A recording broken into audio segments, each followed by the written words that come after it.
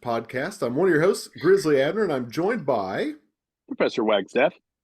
Venomous Vinny. and we've got a couple of special guests joining us this evening. Let's go with Age Over Beauty. So I believe that puts Jason next. I don't know what that means, but this is the Sauced Up McRib. And my name is Brent. They're coming to get you, Terhune. Hey, all right, bringing back a couple of alumni here. We got the McRib, we got Brent Terhune. They're coming to get you, Brent. They're coming to get you, Terhune. Let's not forget coming to that. get you. Welcome And back, so, guys. glad to have you back for just a It's a Midwest Monsters family Christmas. Directed by Rob Zombie, I feel like. Yeah. I'd call it a hard candy Christmas, but that'd be an insult to Dolly Parton. So here we are coming in. Folks, we haven't brought you a Christmas episode for a little while. I don't think since 2020. Am I correct? Have we done Christmas since 2020? It I has don't to have been remember. at least 2 years. We might have done a mash in 21, but it's been a Okay. minute. Yeah, for sure. So we are talking about a franchise that should not exist. This is the based on an original film that was great source material. We are talking about the Silent Night, Deadly Night franchise. Sound off on your feelings on this. Comes in hot, fucking ends up in a giant pile of crap. I had only seen the first one, and then I watched the second one and realized it's mostly the first one again. And I turned it off, and I never revisited till you guys said, "Let's torture Brent." Perfect. Yeah, the McRib is used to being a beast of burden on this show. He is used He's to kind of a specialist. yeah, kind of I've been going beaten through- down a lot. He deserves a major award for what we've put him through. God, we put him through the Leprechaun too. I forgot about that. Hey, you put me through that twice. I'm here all the time. Damn movies. Yeah, so Ugh. the McRib has been forced to go Mhm. through the Howling franchise, the Children of the Corn franchise. Ugh. Compared to those two, the Leprechaun franchise was a walk in the park. So Would you agree Yeah. with that? Well, yeah, Professor, do you agree with that? Yeah, I would agree with Not that. so But much. Leprechaun was easier on me, if I had to be honest. and that's not an Irish joke on the McRib either. and Brent, we had him on for Scream. Yep. We had him on for the new Phantasm. Halloween trilogy, Hmm. Phantasm. So we've not been nearly as cruel to Brent up until this point. So Yeah. I've had We it figured- easy. we figured it's the holiday season. Let's fuck both of these guys over. Yeah, Mhm. let's be miserable together like a family. This is just going to set up an alley fight between me and Brent and cue They Live. Put your glasses on. Had any of you guys seen all of these movies prior to this preparation? Nope. No. No. I think. Gotcha. Do I speak for everybody that maybe you've seen the first two? Yep. Never watched anything beyond that. I saw the first three. After that, ugh. Yeah, I watched all of them maybe 2 or 3 years ago, so I kind of knew the shit sandwich we were getting ready to eat. Ooh, that's not enough time in between viewings. at No, all. sure wasn't. Yeah, That's okay. our former co-host Todd Hot Toddy had begged us to do this series for years, and we really avoided it. And then we thought it was time to just really take our beatings and watch this. I like how you guys waited till he wasn't on the show to do this. It was not not that was intentionally. done, That was yeah, it not done with any intentional. malice. But in hindsight, you did him a favor. So Yeah, This is fair. we think so. We did him a kindness. So also a note for you listeners at home, you may notice that the audio quality is a little lacking. We are not on the soundboard. To get 5 grown men with families and careers together in the same room at once is a little tough, and so we are Especially in December. over over Zoom. So we apologize for any weird audio that may come through. So okay, well, I guess the only place to start is the beginning. Professor, can you open us up? Sure. So our first entry here, Silent Night, Deadly Night, was released in 1984, the same weekend as A Nightmare on Elm Street, directed by Charles Sellier Jr., starring Robert Brian Wilson as Billy, Britt Leach as Mr. Sims, and Linnea Quigley in a small but memorable role.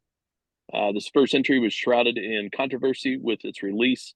Lots of outrage and protest from parents over the exploiting of a holiday, and especially with Santa in the marketing campaign that was kind of intertwined with plenty of sleaze and violence in the film. And I want to open up with the quote that we had discussed prior to recording this from an actor who joined in the outrage, Mickey Rooney, who said, "How dare they?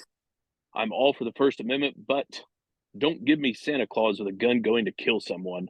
The scum who made that movie should be run out of town." He would go on to star in Part 5, which we'll cover here in a little bit.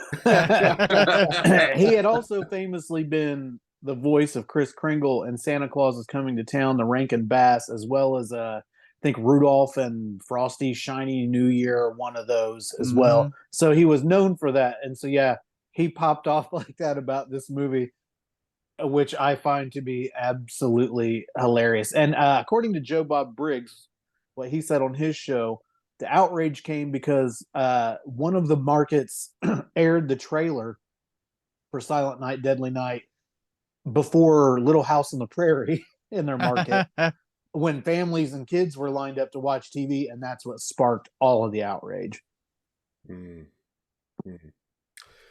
So I'm guessing all of y'all have seen this at least a few times before we started this franchise.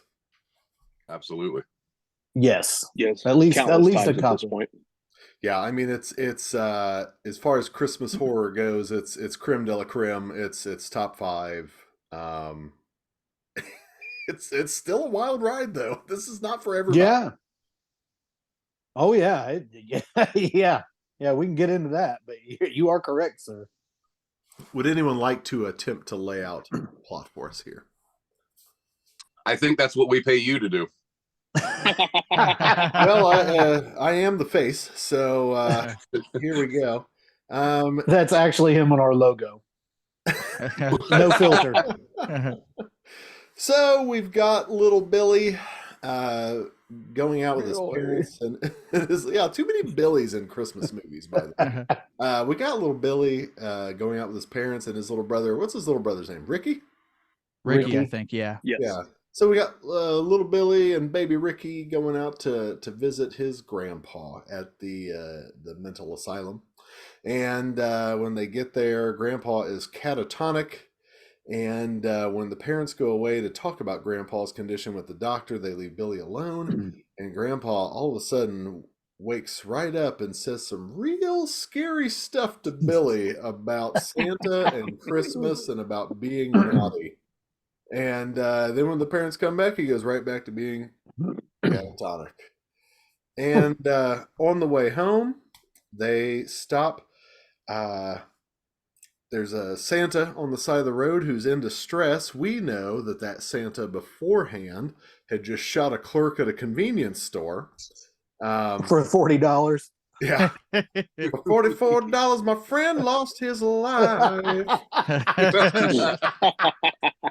Oh man.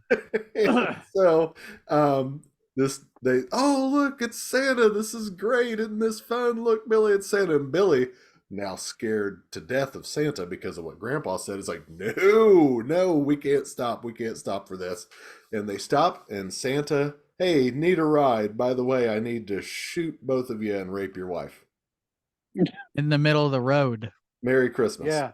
Tears her blouse open.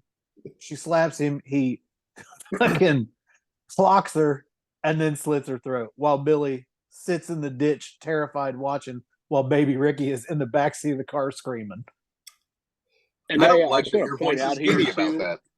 on this that there's always a couple of moments every Christmas season where I'm filled with remorse for what I'm watching, and that's one of them. The other is the phone calls in Black Christmas, where I'm like, what am I doing here? Making the baby Jesus cry. That's what you're doing. I do like how their visit with Grandpa was about 90 seconds long. Like we don't want to be here any more than we have to around this dude. the scariest 90 seconds of your life. I like that my wife walked in as soon as Santa was ripping open that chick's blouse, and my wife, who's seen me watch some horrible movies, look at me and go, "I don't even want to know," and just walk out of the room. Is reminiscent. Yep. I was just saying it was more the fact that you were naked that threw her off. Hey, how I watch movies is my business, okay? So I also like that it's reminiscent of like they drive all this way. You see them like driving through mountainscapes and stuff to go visit Grandpa for 90 seconds. It reminded me of Night of the Living Dead, where they go visit. Oh, we got to drive 3 hours to go visit Mom's grave. Yeah. And they get some miles out of these shots of the roadside attack. Like is it in the next 3 movies at least? Mhm. Where, you know, Minimum. At Yeah. minimum. Do you think this lady knew in her original contract that her boobs were going to be shown over 3 movies for a period of 10 years? Over the course of a decade. I don't believe she was informed of that, but hey, you know, let alone talked about on a podcast, because she would have said, "What's a podcast?" I hope that I see her at a convention selling 8x10s of that scene, like Margot Hey. Kidder did that year. Sign me up. I'm getting in that line. I'll have her sign mine. I don't care. Bunch of prudes here. I didn't know that. Mhm. Very uncomfortable. so then kids are sent to an orphanage run by nuns. I was laughing before you said that. For the record. Yeah, so we get little Billy trying his best with his mullet. And You'll have that. Can we have Brent describe if this experience in a convent or in being raised Catholic is anything close to what in reality? It certainly is, McRib. This is exactly how it happens. I don't know if it was teenagers having sex on a stack of dirty mattresses, but you do get some of I ran across some of those nuns that would like we'd asked to go get a drink, and this one substitute teacher, Sister Edward, we called her Sister Ed. We'd say, "Can we go get a drink?" And she'd say, "Offer it up to the Lord." So it'd be 95 degrees in a goddamn classroom. And she'd be like, "You need to offer it up to the Lord." So we did have some of these nuns. I wonder, as I watched these, I thought, I wonder if the Catholic Church has ever taken issue with the way nuns are consistently portrayed in movies, especially in the 80s, as just these miserable old bitches. Hey, they had Sister Act. They got Sister Act. Let's not completely malign. yeah, That was I think, a much more wholesome response. Go ahead. and I think that most films get a pass because you've got at least one compassionate sister. They're like, that's they Fair. one. Okay, that's they one. I also like how there's a theme of it'll be Sister blankety blank, Sister Kathy Ann, Sister Lisa, whatever. Like was all the nuns. They had 3 names: Sister blankety blank.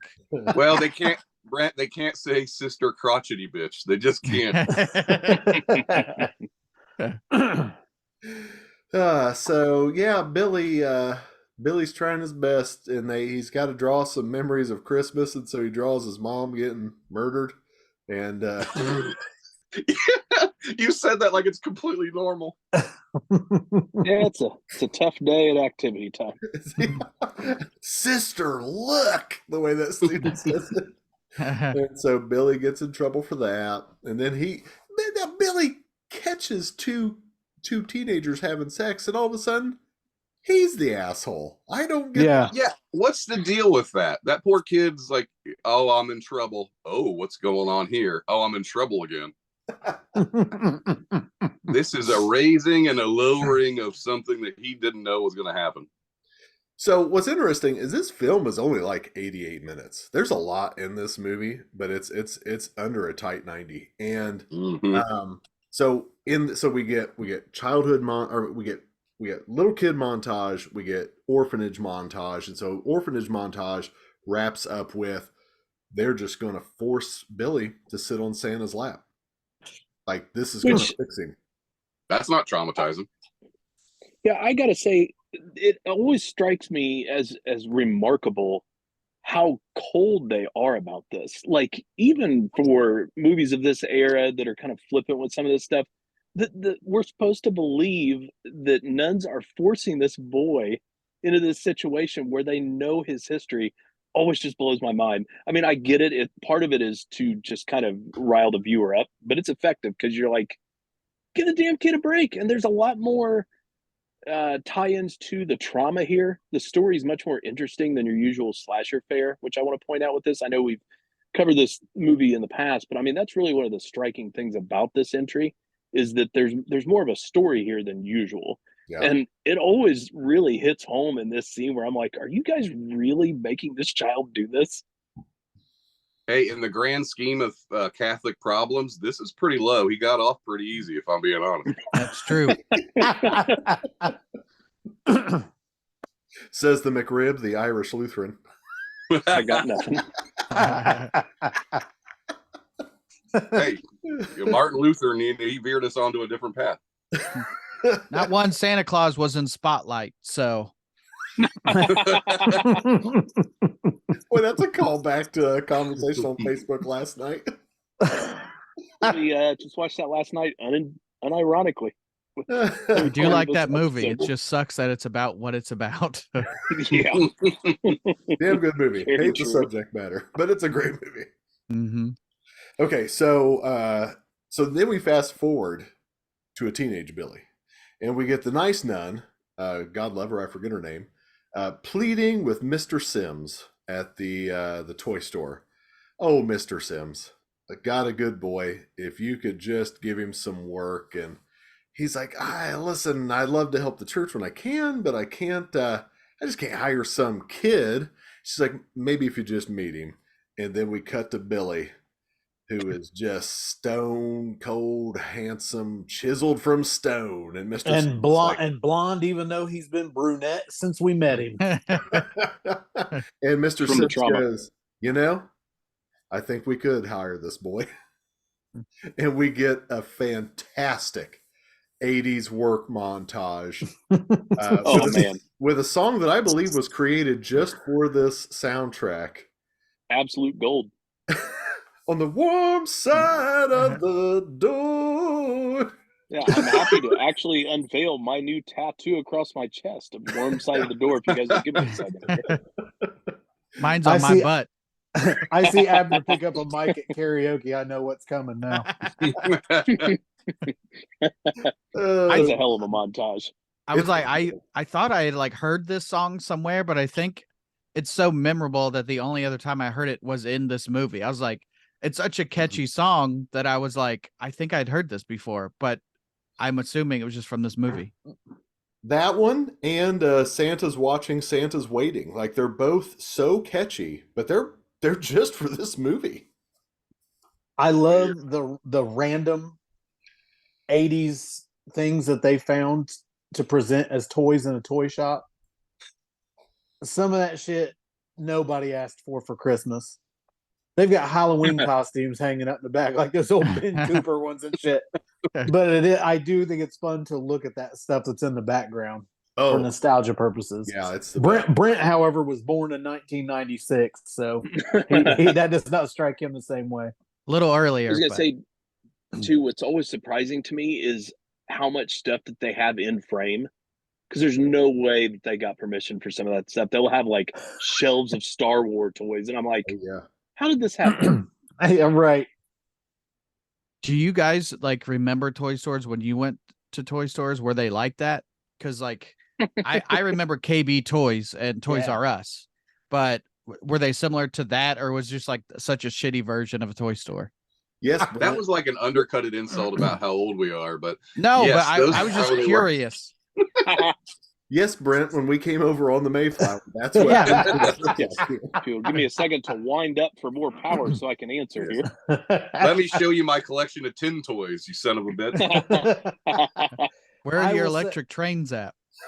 Everything we had around our area was like a big box store. It was Okay. like Kmart, Hills department store, Yeah, I- not I Mickey had a- Rooney's toy store. No. No, The closest thing no. there Riz was and a I place had in one. there was a place in Fairmount, but I was like a teenager by that point that was like collectible toys and some new Mhm. stuff that was more like that. But for the most part, it was still corporate America even back then where I grew Yeah. up. He's like, I'm too old to collect toys. Meanwhile, there's a whole bunch of them in the background of his Zoom shot there. Yeah. No, I was just curious because like I was like, this is kind of half a shitty toy store. So I didn't know if that was like the trend until we just got the big corporate ones. So Professor and I grew up with a killer toy store in our town called Veach's.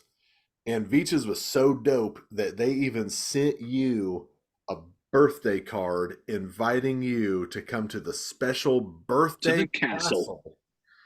where you got to choose a gift inside. Now, once you got inside the castle, you're glad your parent was there with you because it was creepy inside the castle. But you got to choose a gift from the inside of the castle, and they actually had Mr. Boogedy footprints, like neon green footprints throughout the joint, which I don't think it was meant to be. I think it was maybe supposed to be Santa's footprints. But yeah, we had a legit. That's a hell of a mix up. Yeah, yeah, right. We in Richmond we had a legit toy store that was like essentially like the one in the film. It was very charming, and a lot of it was higher quality stuff. So I mean, it wasn't rinky dink, kind of like we're referring to in the movie. And like even with the castle that we had, the stuff was wrapped, and so it was like getting rid, to have another birthday present when you're a kid. And I never learned that the bigger stuff was never better. I would always go for the bigger packages when frequently the doper stuff were the smaller ones. Yeah. See, wasn't that a nice memory when I ask personal things of you guys and then you say, oh, it's just Yes. because he's so young. But I'm sorry I know how to interview. I'm sorry I know how to bring that out of people. I'm just so glad that Hollywood hasn't changed you all the way yet. Where are my sunglasses?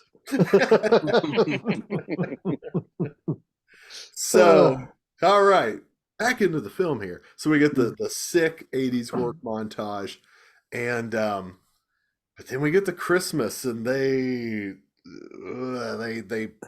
decide that Billy needs to be the one in the Santa costume, and then they have their own little Christmas after party, which I believe Mr. Sims says 7 o'clock, time to get shit faced. Such a nice guy. Busts out the liquor bottle on the fucking cash register conveyor belt. So Simple times. yeah, I also like because there's the Santa there first, and then the Santa gets sick or whatever, so then he has to play Santa. But the first time he sees Santa, he gets all these triggering memories, as if this 18, I don't know how old this kid is, has never seen anything Santa related up until this point of his life. I think the convent tried to shy away from showing him any Christmas. Except After for they- making him sit on the guy's lap. Yes. Yes. Except for the annual visit to the orphanage where they forced him to sit on Santa's lap. the annual bloody nose Santa. Any other thoughts up until our next plot point? Why in the world would they make Billy be the Santa when they portray him as this ripped 18-year-old dude, and then they're like, yeah, he'll be Santa. He'll be the fat, slobby, bearded guy. Like, Mhm. why would the owner just do it? Like, Oh, Yeah. Mr. Sims. It's either him or that little Joe Pesci guy. So well, I guess that's true. Jolly Hal. Jolly like a rancher? Oh. So yeah, as the party winds down, Mr. Sims looks around and goes, "Ugh, fucking party's dead anyways," which always cracks me up. And then, old Joe Pesci co-worker decides he's going to try and rape another co-worker. Yeah, he sells it pretty good. No, I got a present for you. It's back here in the back. Oh, come here. I got it all wrapped up for you. Just he's De Niro trying to get her to go down the alley to get the dresses and Goodfellas. Just this way. This way. Go down, no further. Oh man. But wasn't she not into it? She was like, Oh, maybe she She's didn't into want to get- have sex, but she was like, She wanted like a this gift. guy. She wanted Well, a He gift. was not looking for the warm side of the door. I gotta be honest. These were kind of on in the background. So if I get details wrong, I'm sorry. You almost got canceled for not being able to read that woman's signals. I'm just very bad at it. So So then Billy decides to take some Christmas lights and hang this little Joe Pesci co-worker by standing and just lifting him up by his neck with him. He got a certain kind of strength. It was like a realistic Home Alone. Yeah. Yeah, I was thinking of another word that Vinny was moving towards, but yeah, Moving on. and he's got And then- Kringle strength.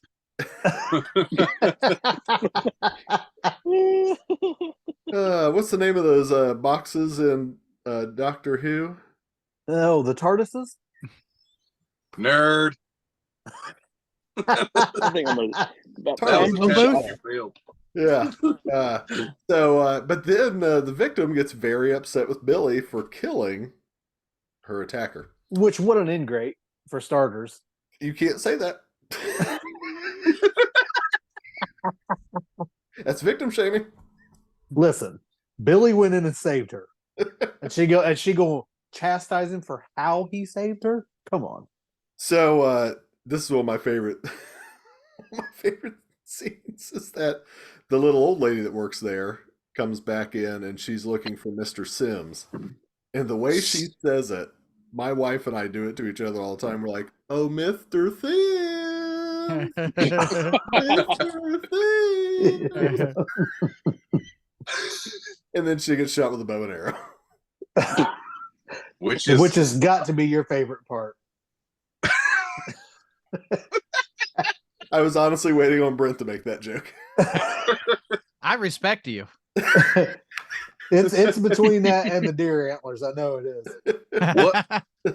what a surprising weapon for Santa to use. Well, Boy, we've come a long way. Boy, we've come a long way. So, and we got 4 more movies to go. yeah, there's so that kind of wraps up the second act, and now we move into the third act here. And Yeah, let's just get as quickly to Linnea Quigley's boobs as possible, please. so that's where we're going next, McRib. Old Billy escapes and runs off, and the first place he finds is the home of Linnea Quigley with her study buddy, wink wink, and she's also babysitting at the time, and they're making out on a pool table because ain't nothing more comfortable to lay on than a granite pool table. I love a good slate. Yeah, a good slate back. Ooh, Yeah, and We don't should. get me fired up. I own a pool table, and I'm about to go down there. That's how you were watching the movies first off with your pants off. Right? We should also mention that the nun, Dr. Loomis, is finally chasing after Santa Claus. Sister Margaret, that's her name. Sister Margaret. Sister Margaret, God love her. Yeah, so she's trying to make out with her study buddy. The little girl wants to come down, and she's like, "Nope, stay up there. If you don't stay up there, Santa won't come." And then she goes up to check on the cat, and there's Billy. Punish. Billy. Punish. Anybody else want to detail this scene? You afraid of getting canceled? Okay, You so gonna get too excited? yeah. I'm going to end up talking about the cut of those panties, and it's going to go downhill. So Billy comes in, takes Linnea Quigley, and we get the famous scene where he picks her up and impales her on some antlers. This is what I figured was your favorite part. Yeah, it's pretty close. That was a Christmas ornament for a while. I think Professor owns 6 or 7 of them. Yeah. Yeah, it's a little conflicting when the sex meets the violence. Meets the hunting. You're not so much for sex, you're for the violence. That's the problem. Maybe. It's also impressive right before he does that, the axe that flies into the wall right next to her face. Yeah. Yeah. Any other thoughts on the Linnea Quigley sequence? It's kind of a standout for the movie. It is. Absolutely. It's iconic. This is just a random house, right? Like there's no, like, I don't expect too much plot from this, but just killing, right? They're being naughty. Yep. He could sense Okay. it, apparently. Yeah. Yeah. We I don't also know get what- the bit where the cops are looking for him because Sister Dr. Loomis is out looking for him, and so the cops come and they find a Santa sneaking into a house, Mm-hmm. and come to find out they come in guns drawn, and it's actually the father of that house just trying to surprise his daughter as Santa. Just fucked up his whole night. Just fun misdirection there. Now, really, my other favorite scene in this movie is what we're about to talk about, and that's the kids sledding. Does anybody Yeah. say anything about the kids? Sledding? It really shows a time and place when somebody goes down a slide or something and they hit you with the Yahoo. Nobody Yahoos anymore, unless you're goofy. This reel is gone. Yeah, What kind of bullies steal sleds in the first place? They look like they're 10 years older than those kids. Yeah, they're not hard asses beating you up for your sled. That's like if I go down to Compton, they're gonna be like, "Give me that sled, boy. I'm taking this down a hill." Like, doesn't make any sense at all. my boy, because I ain't said shit.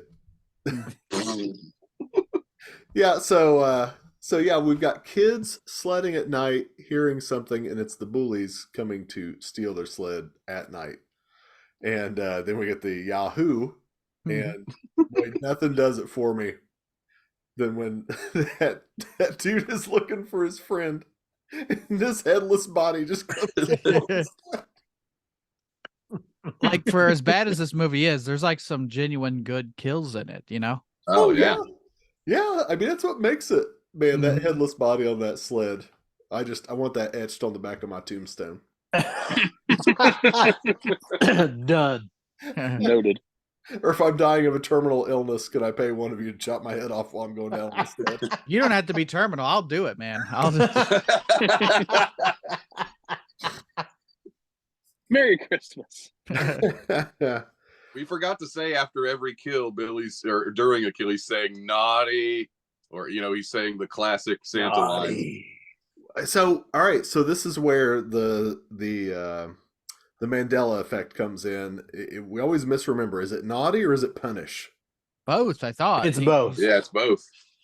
Because one, he primarily leans into one over the other, but it also gets misremembered with the Tales from the Crypt episode with the Santa, where he also says one of them more than the other. And so I can't remember. I wish I mean, he quit trying to rewrite history. I'm pretty sure he says naughty more, but I could be wrong. I think he says punish towards the end more for some Okay. reason, but I feel like when you're doing a holiday horror, there's only so many routes you could go. There's only like 8 words you're going to use. He's like, Yeah, he's not gonna murder somebody and then say ornament. Like it's not a real good setup there. Noel. Noel.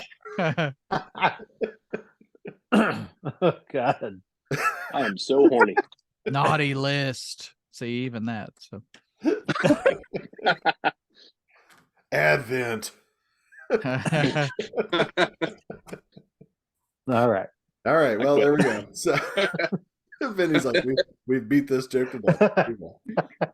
So, okay. So No, I want 3 more examples now. Take a nap on this dead horse.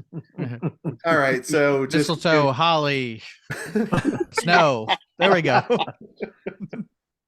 right. So joy to the world. I quit.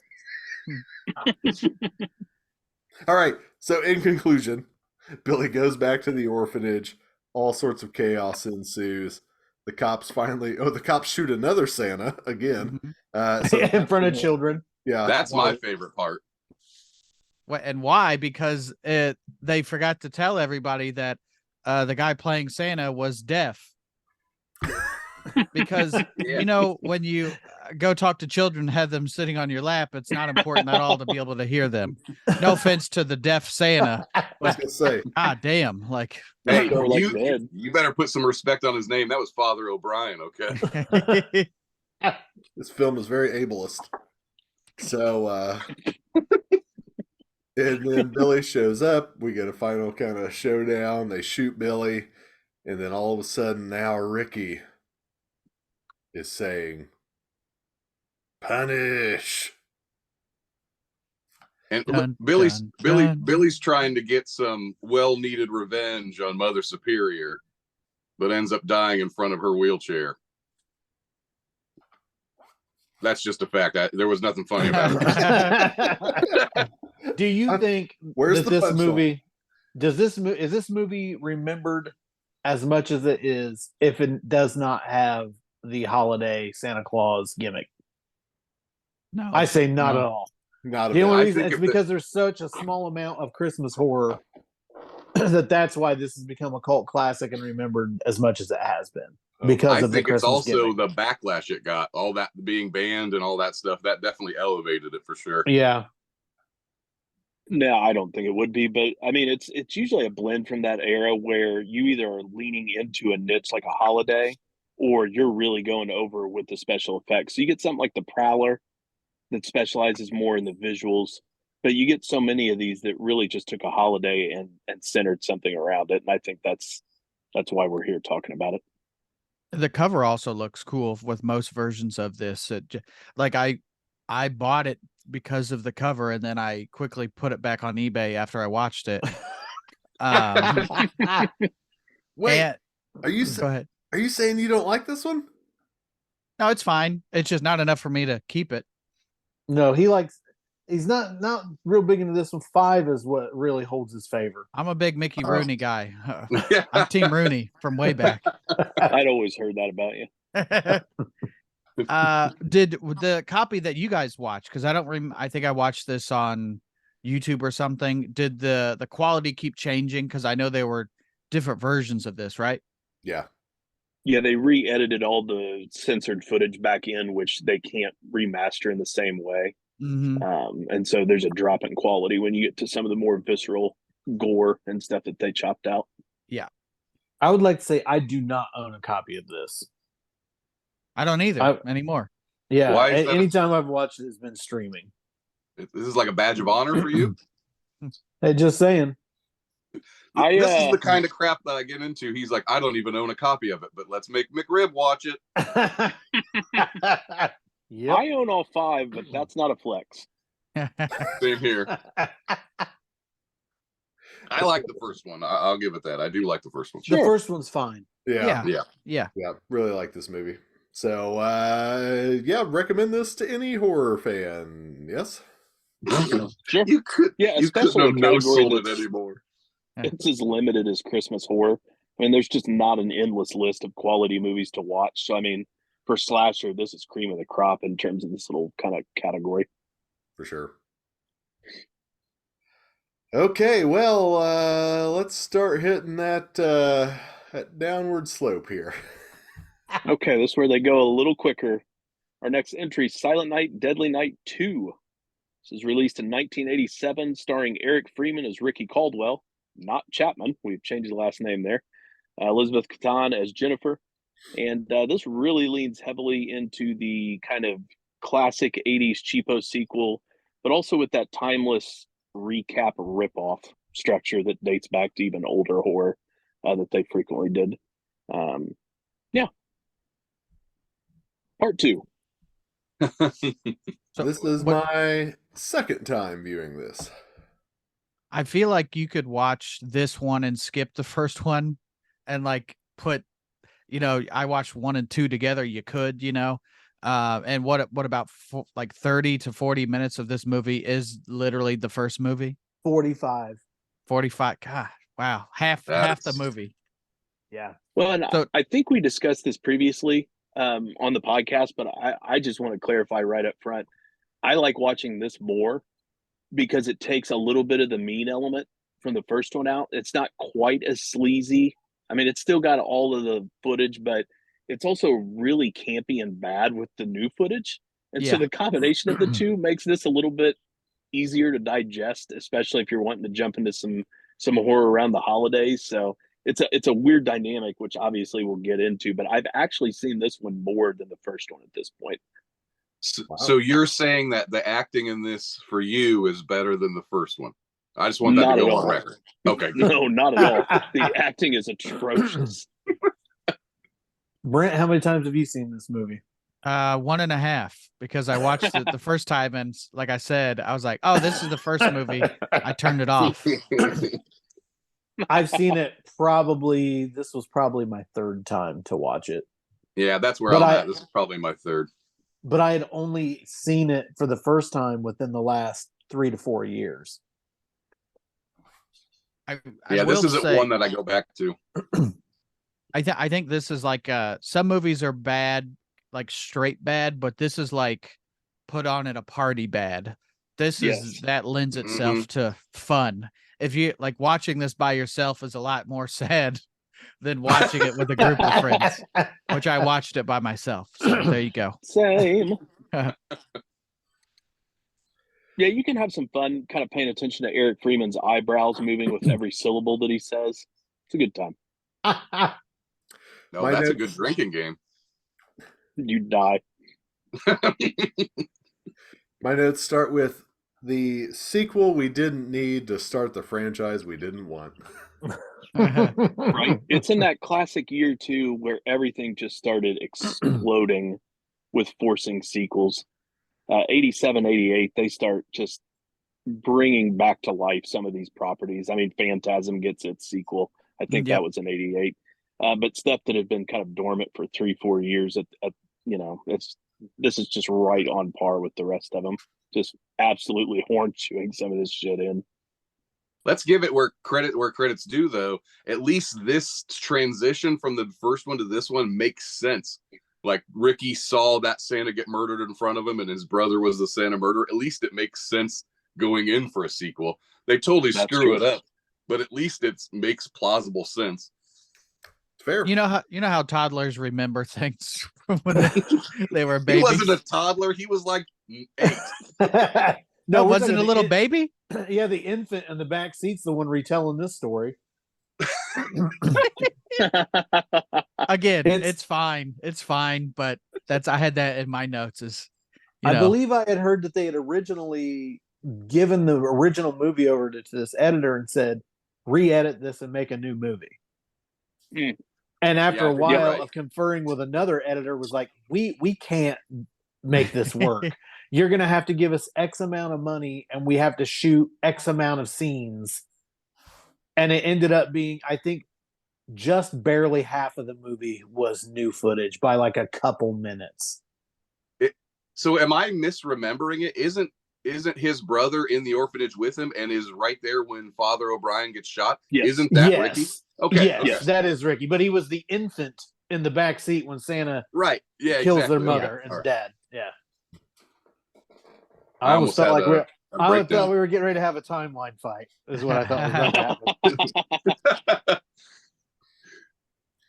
So, I don't remember why Ricky is in there with the cops making his confession.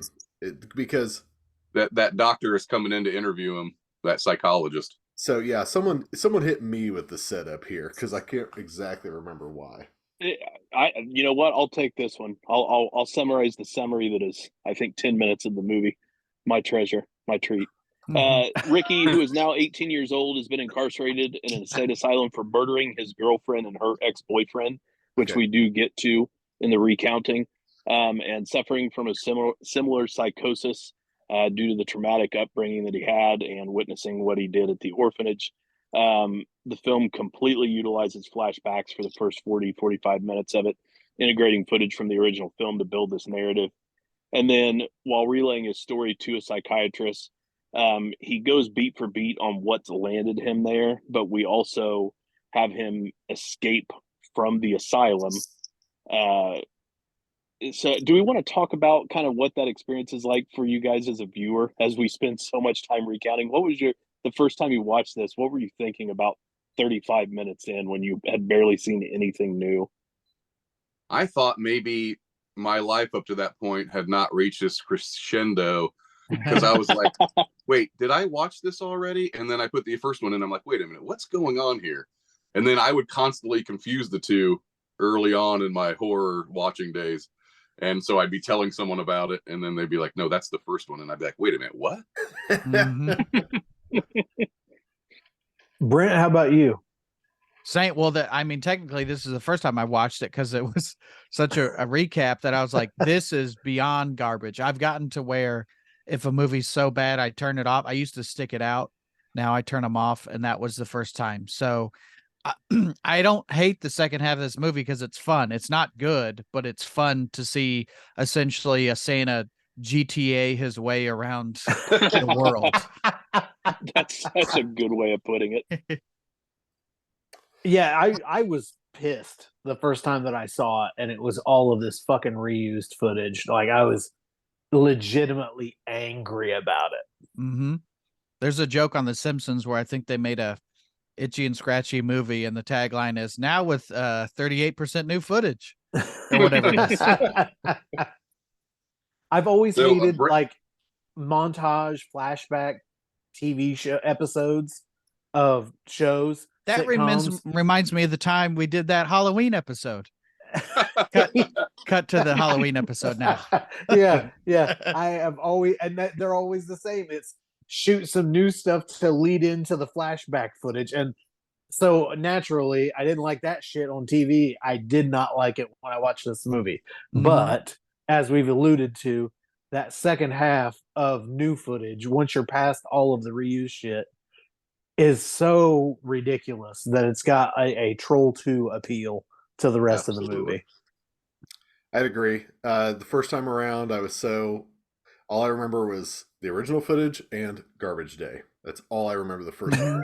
Yep, Second time around. that's all you need to. Right, yeah. Second time around, I'm a little kinder to this movie. It's not a good movie. I'm a little kinder to it. In just that, it's like him and revisiting this trauma. He is also traumatized, and that's what makes him go on his killing spree. So it's it makes sense in a stupid sort of way, but yeah, it does. So are we Yeah, do saying we- that I'm the only one that has the Silent Night, Deadly Night 2 Scream Factory figure?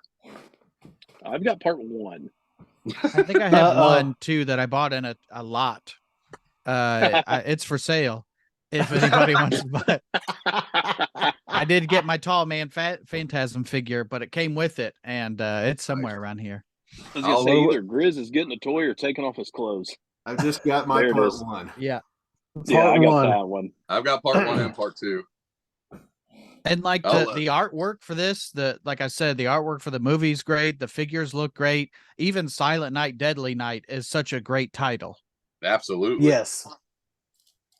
Do we want to talk about Garbage Day real quick as we're recounting to the Just psychiatrist say, do we have a whole lot Uh, to say here? all of the violence that had unfolded with him?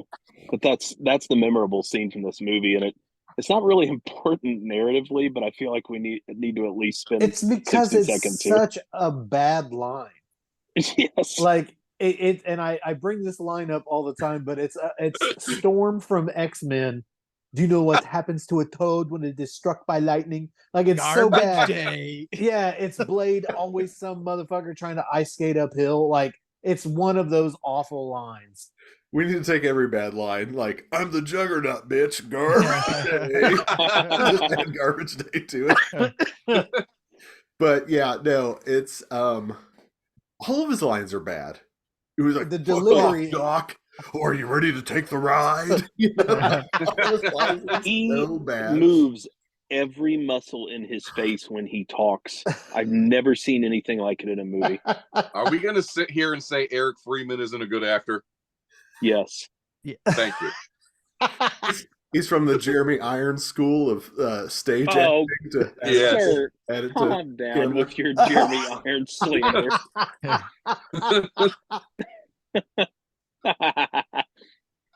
I'm Man, I not forgot how much like Grizz hates him. one to like critique an actor's like their acting, but like, because what do I know? But I'm like, God, sometimes it's so bad that even like I watch a movie and you go on Reddit afterwards to be like, does everybody else think they're a bad actor? But it's like, there's no question that this dude was just not great. I don't know what how like they said be a shitty Jack Nicholson or what they were saying, but just not If I good. remember But that's what. correctly, And Christian Slater said, I've already got that covered. Thank you. I was gonna say, if I remember correctly, they literally had him and a few other candidates for the movie and hired him for his looks. I mean, they've even Yeah. said that after the fact, and then Yeah, they couldn't that's find in the, Eric Freeman for special features. decades. Yeah, they couldn't Wow. find him, Huh. and then they finally tracked him down to talk about the movie. So I wouldn't worry too much about hurting his feelings. I don't think he was too full of vanity. I heard he went to live in a cave. But yeah, so the garbage day scene is amidst him basically unraveling and comes up upon an innocent citizen taking out their trash, and he just looks at him and says, "Garbage day," and then just blasts him away. I feel like we need to clarify this for the listeners who might not ever actually watch this movie. How confused was that guy who just got shot in the last moments of his life? He's like, "What happened to me?" That would be a hell of a way to go. I did like when he killed stereotype blonde-haired 80s rich guy, bad guy with a car bag. Yeah, That was a cool death. Yeah. Very It peppers not- in a few things like that. it's not Because that- plausible at all, but it still works. Well, that kill is very like he could have like beat the guy up and his girlfriend would have been fine. But it's like when his brother choked the guy out with the lights, like you were so over the top, like you didn't have to do that, you know? Cock block yourself, bro. Yeah, that Jeep kill was great. And then he kills her with a car antenna. I don't know if you've ever touched a car antenna, but it does not bend around a neck like that at all. And two, before we move on here real quick, I want to mention, I think I've said it on the podcast before, but me and Hot Toddy on a filming location tour were introduced to the section for this while walking by it and managed to run into the homeowners. And they were like, "What do you guys taking pictures?" And they were like, yeah, it's a movie was filmed here. They had no idea. They literally sure. lived right at the garbage day house and they'd never even heard that. So that kind of sums it up for you. That's funny. And then they called the police on you. Yeah, we moved quickly. And the LA cops shot you on sight. Right. But they were anything else holding a to add? newspaper that had Brent Terhune on the front page. But yeah, there's really not a whole lot to the plot here. I mean, as we said, we recount all this to the psychiatrist. He escapes, and we find out his main purpose is to seek out Mother Superior from our first movie, now living in a private residence to, seek revenge for his brother Billy. And he succeeds where Billy had failed years before, kills Mother Superior in her own house, and he is shot by police but survives his wounds to end our movie here. But And- let's not put him over too much. He killed a woman in a wheelchair. True that. Who looked like Donna Pleasant. What was up with her face? Why is her face all of a sudden that way? Because she got blown up when she tried to kill Michael Myers. Yes. Jamie. Also, her address, if you see when he walks in on the door, is 666. And if there's anything I know about religious people, there's no way they're going to live at a house at 666. Yeah, Subtle was a brick in the back. Bruce The real Dickinson estate would live agent's there, like- but The real estate agent's like, hang in there. Hang in there, sister. I know what you're thinking, but this house is beautiful. wait Got till a you see deal. the tub. Clawfoot. Yeah, we obviously we didn't need to talk about any of these, but there was a decent umbrella kill in the alley. Yep. And there was a meta theater moment where the first film was playing in the theater. You get a jumper cable kill, which is a lot of fun. But yeah, that's where the fun ends. But then we also finally get him at the end as he's going to kill Mother Superior dressed as Santa, and it all comes back around. AFI's Yep. top 100. He shot by what, 2 shotgun blasts at the end, And he's still alive. and he's still alive. Shotgun blast to the body, if I'm not mistaken. Well, that'll put your sometimes when you put a go ahead. So, well, that'll put your brain in the bowl for the next movie. That's basically what I was getting towards. Oh, with this one, still for a holiday watch, if you're a horror fan who likes to have thematic movies throughout the season, this movie still works. And like Professor said, it may work better for some people Yeah. than watching the first one. It does for me. Because You of get the the camp goofiness. and the brutal. I'll probably never watch it again. Do you own it? Mm-mm. Okay. It was not at the pawn shop. Now Or the there's a game library. changer. There's a game changer, Brent Terhune. I see it at the pawn shop. I'll be guilty as charged. On site. But I'll have you know that I've seen 3 from Hell at the pawn shop no less than 5 times for $2 on Blu-ray, and I've still never bought it. You know what you Dude, should have because you done already when you have saw 6 them? copies. Stomped them. You should have broke them when you saw Yeah. them. Dude, that's how you know what's up with that movie. The Rob Zombie fans won't even pick it up from the pawn shop for At the months. place where they shop.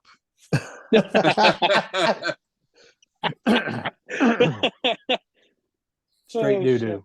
Let's just say I've seen Eric Freeman at a couple of cons, and his line's never busy. I think has a little trash can that he keeps on his table, if I remember correctly. I'll bet he's had more people shout garbage day at him than he has had people pay him for an autograph. You know, For sure. If he sold That's like tough. signed little garbage cans, I bet he would do really well with that. You're not Like wrong. an ornament. You could have Yeah. an ornament of a trash can. Yeah. You're not wrong. Yeah. You're not wrong. Yeah. I just want him to sign up for Cameo so I can get that cameo. I'm on Cameo. I'll say it. I'll say that on So say, Brent, you're in Hollywood. Reach out to him. Yeah, I'll talk to the elites. They'll reach out. I believe Brent charges like $80 for a cameo, and Eric Freeman would charge like $6. That's true. We can't compare. That's only because Brent has joined the Illuminati. Yeah. We have the That's- health insurance isn't great, but you know, there's benefits. Thought your eyes Hey, like lizards. Does that mean he got to meet Nicolas Cage? Yeah. Who? What? Where? I like wanted Nicolas to yell Cage. garbage day 10 times in the last 60 seconds, but I did. That's how we know it's time to move on to the next one. Is somebody declares garbage day. All right, anything else to declare on part 2? Garbage day. Very good. Okay, My moving on. my Our theory third is entry. if you like one, you have to like this one because it's most of the movie. That's true. That's fair, with more eyebrow movement. Our third entry, Silent Night, Deadly Night 3, Better Watch Out, released in 1989, directed by Monty Hellman, which blows my mind. He is a legitimate director. He did Two Lane Blacktop, helmed with The Terror. He's also, was like a producer on Reservoir Dogs. He's got a pretty decent career. The film is starring Good Bill ass Moseley. mayonnaise. Yeah. God damn it. I got nothing. Bill Moseley is Ricky. Richard Baymar is Wes. He was from West Side Story and Twin Peaks is Dr. Newberry here. Eric DeRay. Bill also Moseley from in the Twin role Peaks. that he's famous for, I might add. Yeah. The role that put Yes. him on the map. Wait, you're saying that this isn't Chop Top? Sing Pretty me much. Christmas carols, you dog dick. Eric DeRay as Chris, who is also from Twin Peaks. Laura Herring as Jerry, who is in Mulholland Drive. So you're kind of getting an interesting grouping of David Lynch performers before they're in David Lynch stuff. But it ends there. So experience a- with Better Watch Out. This was a very Lynchian film. I can tell you that. Don't even try. Well, that's racist. That was my first. This is my first viewing. Boy, oh boy, was it my first viewing. Is it so we get like her name's Laura. She has she have dreams or some kind of psychic link to Ricky, I guess. Which is my Right. favorite horror trope, is Yeah. the psychic link. The doctor's trying to link them together. Because is she somehow psychic and can She's tune into yes. this guy? She's Yeah. clairvoyant, Brent. She's clairvoyant. No, her Wasn't name's it after, her name's Laura, not Claire. it wasn't it after like an accident where she was blinded that she got these ESP powers somehow. Yep. She was dead zoned. And I want to Yes. clarify, Wow. clarify for listeners this sounds like there's a big plot. There isn't. Spoiler. There isn't. So As you were. I was mostly astounded that this was tying into the first two. Like, that was the biggest surprise to me. True. Because I had seen screenshots of Bill Moseley with that Jello mold on his head, but I didn't really know anything. And then when they're like, I'm like, oh shit, that's Ricky. Okay, all right, so okay. Wow, what a weird ass movie this is. This The- is only the- my also second time say- watching it, and I kind of remembered the Brain Bowl, but everything else, I just remembered crapping on this one because the poster is awful. Like, it doesn't tell you, it's not like the other two where the poster is pretty good. This one is just that chick's face with some icicles, and you're like, okay, thanks for not luring me in for this one.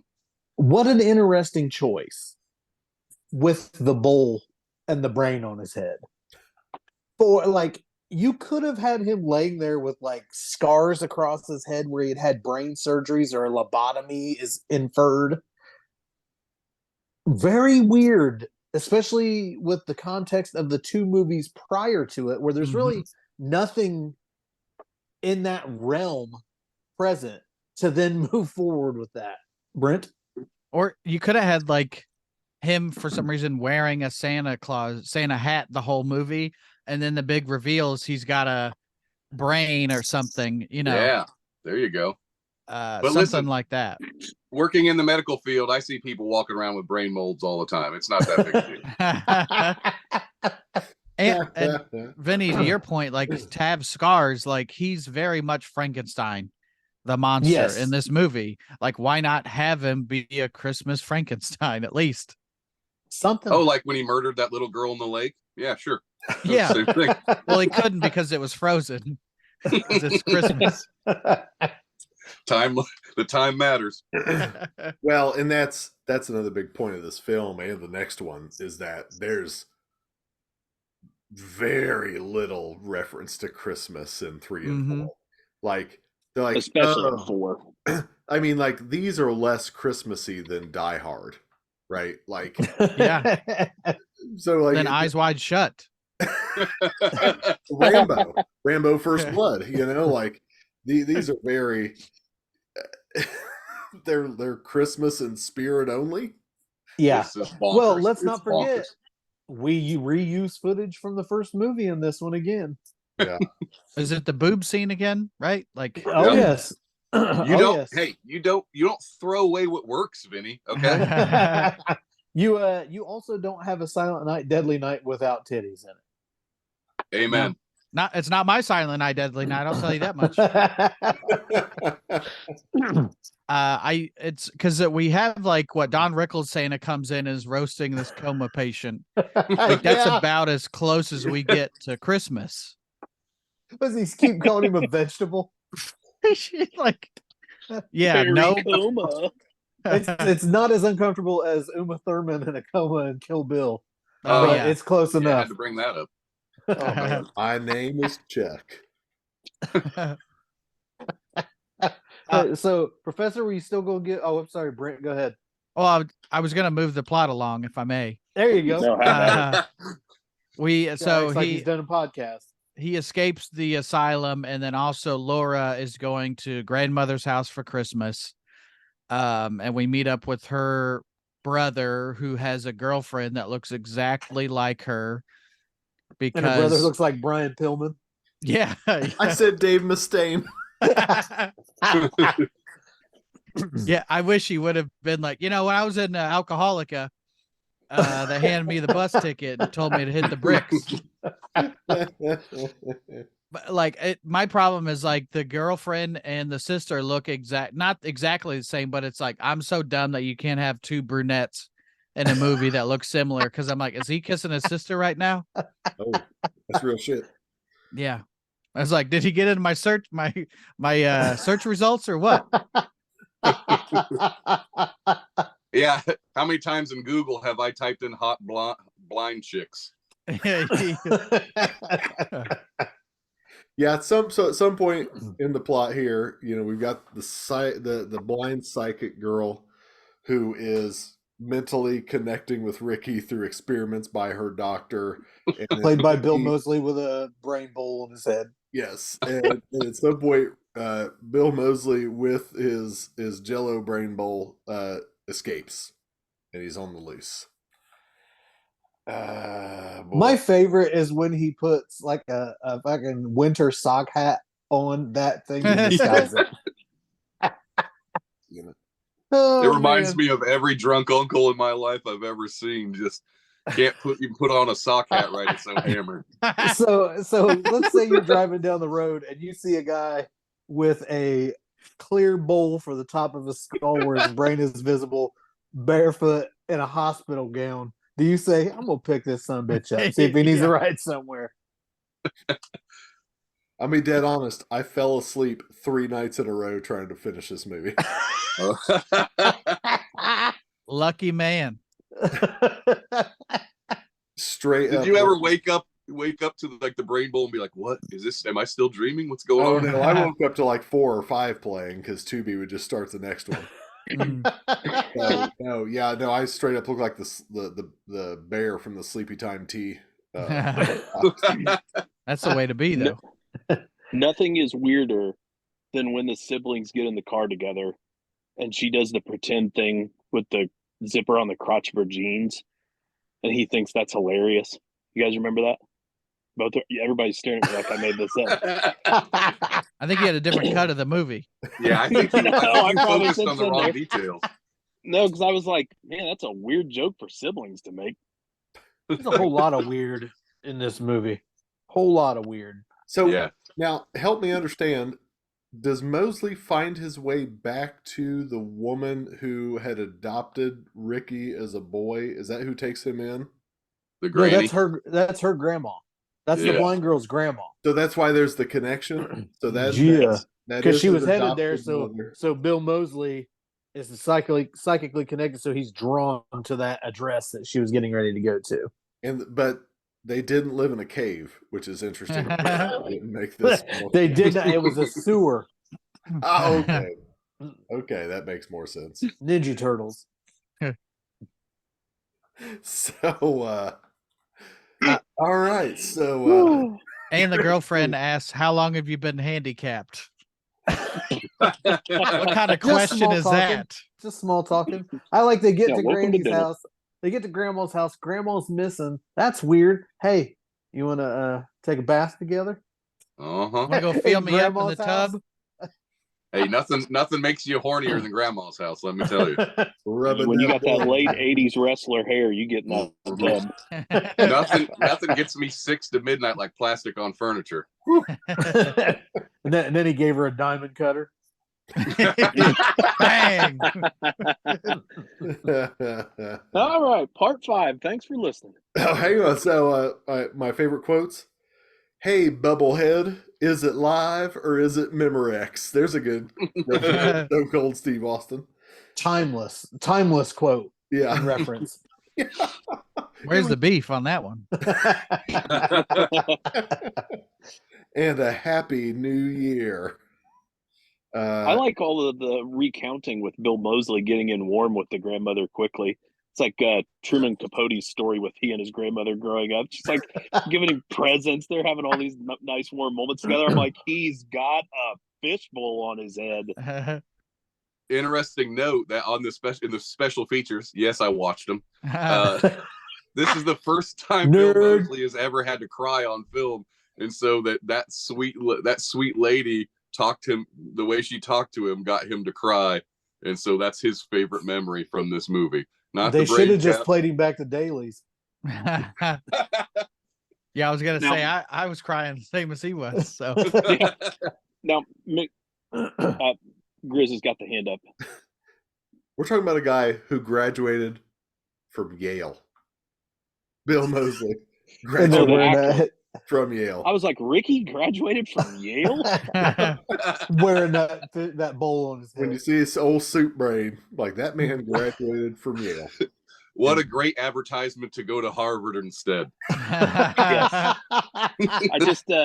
I just want to point out also that when McRib shares things like he extended the experience with part 3 by jumping into the special features, this is why we have him on the franchise episodes. Thank Yes. you, McRib. It shows that I care. Yes. As I said earlier, beast of burden. I was going to say, It's ju- meanwhile, me and Grizz are sleeping through the second half of the movie and logging it as finished. And Brent is here because I promised him exposure. That's true. Yeah. Shit, we're wait. paying him. Is this I w- when I take off my pants and give him the exposure he wanted? Or On the pool table. Do it on the pool table. oh, I'll send you videos later. Thank you. I will, like, this came out in 89, so Texas Chainsaw 2 came out in 86. So, like, at least I guess people probably knew Bill Moseley at that point, and you hear the stories of Bill Moseley going into the Chop Top, the character, but this is completely different than Chop Top, How many of these 8x10s do you think he sells in comparison to Chop Top and Otis Driftwood? I can say from experience of going and seeing Bill Moseley a few times, I've never seen one on his table. I love it. Not a Well, proud moment, I take it. can't recommend this one. Nope. Hell, we didn't Oh. close it out, guys. Come on. Yeah. Now. No need to. We see Bill Moseley in a tuxedo with his brain bowl at the end. Merry Christmas. Touch my brain, everyone. Also, Yeah, the Go ahead, Brent. producer wife was watching just in the room, and God forbid she'd watch this. And didn't he like stumble and fall on a broomstick or something? That's how he's killed. Yes, Ricky Right. is impaled to end And the I- Ricky it- trilogy. It was so bad that I had to rewind it. And I said, "Watch how bad this is," because there's like an edit. Quote unquote, end the Ricky trilogy.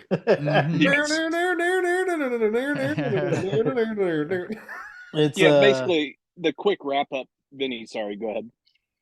No, I was just going to say that I don't recommend this movie. You don't need to see No. this under any circumstances. And I also wanted to give a shout out to Tubi for having these available at no cost to me. Mm-hmm. Hey, that would have been great information to share with McRib, who's going to be a guest on your show. Instead, I went to Walmart and bought it for $23 or whatever it was. Let's be honest. I'm going to see you at Cinema Wasteland in 2 years getting that signed anyway. Hey, I was promised there would be no judgment.